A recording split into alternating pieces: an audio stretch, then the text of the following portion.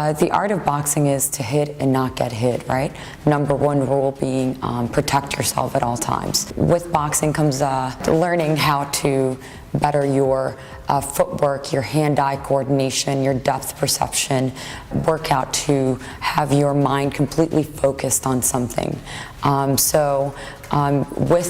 it comes the ability of being relaxed as you're throwing punches as well. Punch Boxing is a boxing gym, in essence, where we teach people the art of boxing. So along with that, hand in hand comes the fitness aspect of it. That's essentially what we do here. Punch Boxing for Fitness kind of takes the best of two worlds, both boxing and fitness, and kind of brings them together in a montage of what we like to call getting you in shape through the art of boxing. So, we're not one of those places that just puts you on a heavy bag, tells you to throw some random punches, and has you, looking like a dancer slash actor trying to do this. We actually teach you the sport of boxing and the art of boxing, and show you that when you do it right, you're going to get in shape no matter what, because we believe that combat athletes are some of the best athletes in the world, and they stay in shape. They're always in shape. We teach you the fundamental and basics about boxing within the 12 round, how to throw a proper jab and proper combinations, so you can actually get in health without harming yourself. Punch Boxing is pretty much a mixture of boxing mixed in with plyometrics as well as calisthenics in a 16-minute time period, which is equivalent to 12 rounds. We are actually getting in the ring with each individual that's in the class, doing mitt work essentially to better their technique. That is the time that we take to correct any adjustments that we see that need to be made. All of our trainers actually in our locations have either competed at amateur, pro, or both levels at some point in their life. Most recently, I just competed again in July. It's been a long time since I've been in the ring, but I went back and did it, and it was kind of a team building thing for the rest of the fighters as well. It was a pro bout. Took them all down there. One of the fighters that we have also fought for the Fede Latin title and won. So it's a big event. Like that the only weapons that you've got to use are your arms. It's really the only sport where your arms are just all of your weapons, because if it's an individual sport, it's not a team sport. That's all you've got. You can't pass up the punch. You can't tag your buddy and say, okay, you throw the punch for me because now I'm tired. So it's the mental focus and the relentless attitude you've got to have in there, that you cannot give up. As long as that round is going, there are no breaks, there are no timeouts. So to me, that plays a big role in having top endurance, being in top shape, because you're in there on your own. You're fighting a battle all on your own. I'd say cardio and the will, your will to win. You sometimes you gotta really dig deep in those later rounds. I think that's what really makes or breaks you as a boxer. A lot of people, will get fatigued, and I think it's Vince Lombardi that says fatigue makes cowards of us all, and I think that's true. I think a lot of it is the work that has to be put into it. You will only be an average boxer if you don't put work into your craft. But if you're putting, like they say in boxing, the fight happens outside the ring. It's not essentially just in the ring. It's the hard work and the dedication and the hours that you spend at a gym perfecting your technique, perfecting your craft to be able to get in the ring and win. So essentially, average boxers to me would mean a boxer that isn't putting in enough time and effort into getting better, between a good boxer and also someone that listens.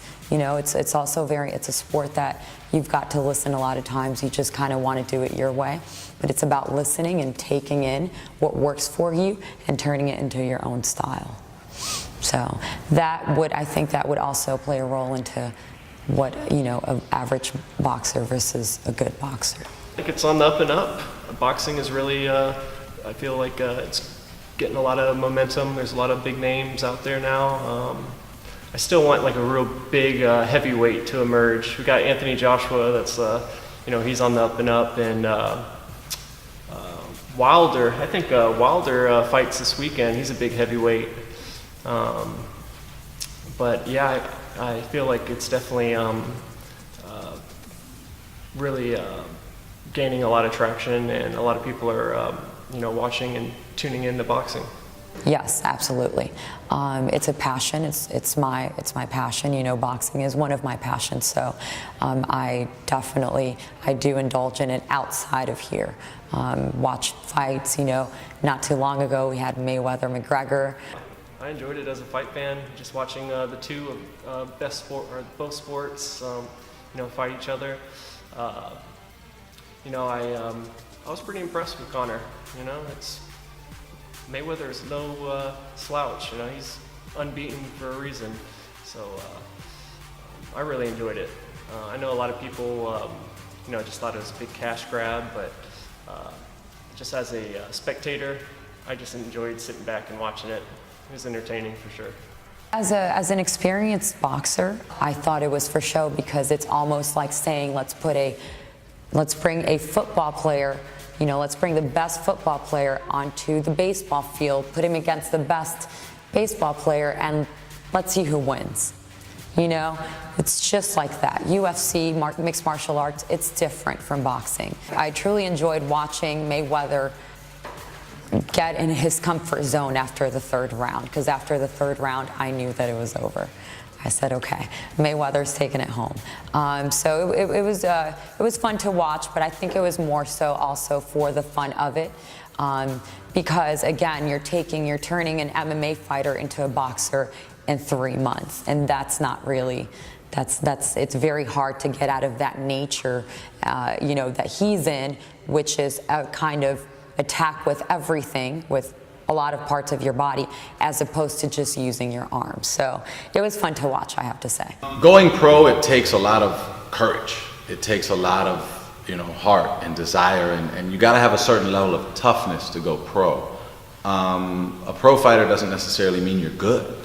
The difference between average and good is how many rounds you put in the gym. I believe the difference between good and great, because to be good you have to have talent, but to be great I think you have to have not only talent, but you have to have an attitude, and you have to have self-belief, and you have to be willing to go past the point of tired, past fatigue, past exhaustion, past sore, and you have to be able to take yourself to another level. You have to really put in the time and the effort. Work ethic is going to change the difference between good and great. Belief is going to change the difference between good and great. So there's a lot of things that go into that, and your team goes into the difference between you being good and great, because there can be a lot of good people out there, but to truly be great, you have to go to another level. You have to take yourself to another level mentally and physically, and you have to be willing to endure and willing to sacrifice. That's a lot of the things. That's the big difference between guys that really do well and the ones that don't. I mean, let's take welterweight, for example. You've got almost 1,700 welterweights, guys that compete at 147 pounds. How do you get to be those guys in the top 20 or the top 10 or even legendary? That's another level. Once you're great, how do you become legendary? That's something that you have to do. That's something inside. I don't believe that that's something that we can teach you. That's something that's there.